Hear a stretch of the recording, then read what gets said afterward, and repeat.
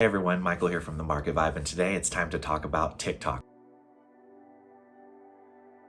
Thank you guys for joining us for this TikTok video. If this is your first time here, definitely hit the subscribe, hit the bell to be notified of future videos because we're doing 365 days of videos. So we're doing a video every single day for business owners and entrepreneurs to get you the help that you need. So we get a lot of questions about TikTok because we were actually able to grow 100,000 followers in 30 days. And so naturally people were like, what did you do? How were you able to grow that quickly? And so we wanted to make this series for you. This one's going to be kind of a 101, just really help you get your TikTok profile set up for success, kind of talk to you about best practices and things like that. Obviously, the first thing that you're going to want to do is you're going to want to set up your profile. And so when you're going through your profile, you'll notice it'll let you link your Instagram and your YouTube account. So definitely you want to link those if you have them. Definitely Instagram for sure. Then the second thing you're going to want to do is you're going to want to edit your bio. You don't really get a lot of bio space. I think it's about 150 characters, so a tweet's worth.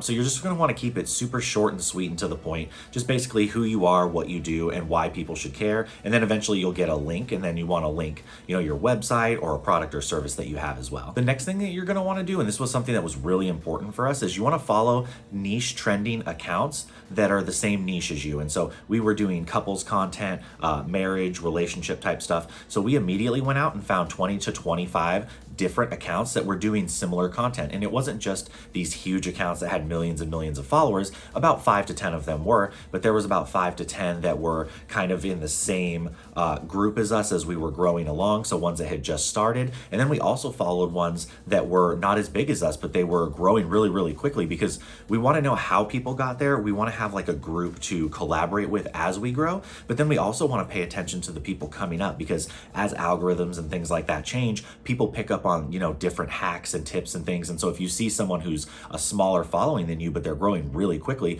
you want to know what they're doing. And so that's how we made sure to follow specific niche trending accounts. And then the last thing you're going to want to do is you're going to want to learn the analytics of TikTok. And really, honestly, you probably only need to pay attention right now to two main analytics, and that's shares and watch time. And honestly, if you just paid attention to watch time, that would probably be good enough for now. Because if you know any social media platform, any algorithm, what do they want you to do? Well, they want you to stay on the platform as much as possible. And so TikTok being an all video platform, they want you to watch as much as possible. And so when you start to create your TikToks, when you're paying attention to other people's and you see that they got, millions and millions of views, chances are their watch time is really, really good. And so pay attention to, what are they doing? Are they putting multiple clips at the end? Is there a good call to action? Just really pay attention to people's watch time because that's the #1 metric on TikTok. So after you've followed those niche accounts, it's going to start to curate your profile and your FYP. So what you're going to want to do is you're going to want to spend the next hour and a half. And I know it seems like a long time, but honestly, the average user spends 53 minutes a day on TikTok. So blowing an hour on TikTok isn't really hard. Jill and I do it all the time. So basically, you're going to want to go down the FYP page and you're just going to want to pay attention. You're going to want to pay attention to, am I seeing the same type of trend over and over? Am I hearing the same type of sound or music or, when you have a voiceover in the background, am I seeing any kind of trending stuff? Because you're definitely going to want to save those sounds, save those videos for trends because you're going to need ideas when you start to go and make yours. But you also just want to pay attention, like how do people create TikToks? Because I know for Jill and I, this was the first time we had ever really done short form video besides like going live on Instagram and things like that. And so TikTok's a really creative platform and it's a lot different than any other platform. So you really want to take the time to see how the successful creators are doing it. What are the angles that they use? How do they use captions? What do their hooks look like? Do they use a call to action at the end? What type of content are they mostly creating? Is it funny? Is it emotional? Is it controversial? So you just want to kind of pay attention to all this and just take it all in. Really just give yourself 60 to 90 minutes kind of to just learn the ins and outs of the platform. Definitely find some of those trends like I was talking about because you're going to need those for this next step. So that leads me into the step of creating your own. And so after you've walked through, following specific accounts in your niche, and then you've spent about 60 to 90 minutes, you've probably found at least 5 to 10 trends,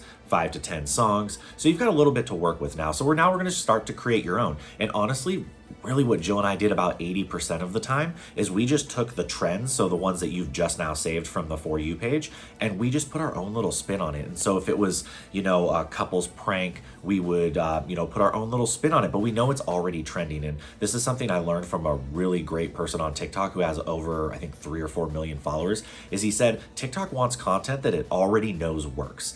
It doesn't really want new content that's unproven, untested, because if you think about it, if you follow a trend, well, that trend's already been shown to have great watch time, have shareability. It basically works in the algorithm because it's been proven because it has millions of views. And so would TikTok rather have something that's like that they know works, knows keeps people on the platform, they know it makes people watch, or would they rather have, you know, your own content that's never been tested before that, yeah, it could work, but chances are good that it'll probably flop, and so it does TikTok no good. And so really following those trends at the beginning is the best way to do it. Just make sure you don't copy and paste somebody's trend. Really think about how you can put your own spin on it. But when I say trend, you know, you just kind of follow whatever the theme of the video is. And so if one was like, you know, we just did one where it was, you know, my wife in the car, upset about being hungry. And so we just kind of put a little spin on it, and it was like how to keep your wife constantly happy, and it was me getting her Chick-fil-A. So it's kind of using the same trend sort of, but it's putting your own little spin on it, because you never want to copy and paste someone else's stuff. If you do a trend and it's really close to somebody else's, what we've done is we've always just shouted them out and put their name in the captions, and actually people really appreciate that. It'll actually get bigger creators to come over and comment on your stuff and just say, I really appreciate shouting you out, because you definitely don't have to do that. So after you've found a trend, you're going to want to find a trending song. And so like I said before, after going through the FYP for 60 or 90 minutes, you should have the trending you know, concepts, and then you should have the trending music. Now if you're speaking, this is a great thing I learned from Jill actually, is you can still put a trending song on there, and what's going to happen is when you get ready to edit your entire TikTok, it'll ask you the volume of your video and the volume of your music.